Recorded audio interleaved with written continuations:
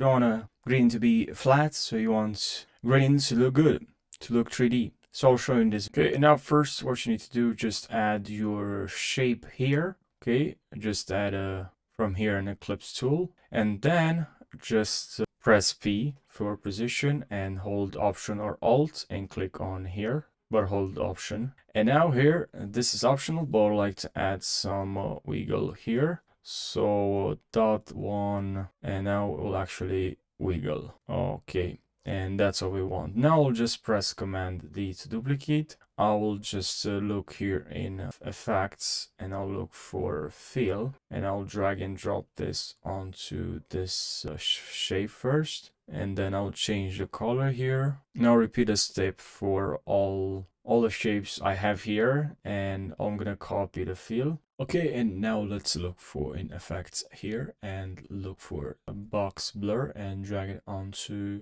Now to actually drag this, instead of doing this, let's actually create adjustment layer onto our adjustment layer. That's better. So just drag this onto this adjustment layer, and now also look for turbulence displace and drag it onto this adjustment layer. And now I'll just increase the amount here. Okay, and also increase the blur. I'll move this here. Okay, perfect. Okay, this one, I'll grab and drag this right over here. Let's connect this comp to this shape, and that's what's gonna happen here. This comp with all the shapes connected to this circle, to this ellipse. And now to make this look better, in our right click, layer style, inner glow, and from here you can increase the size, you can change the color, you can increase the opacity, you can increase the stroke, the range, and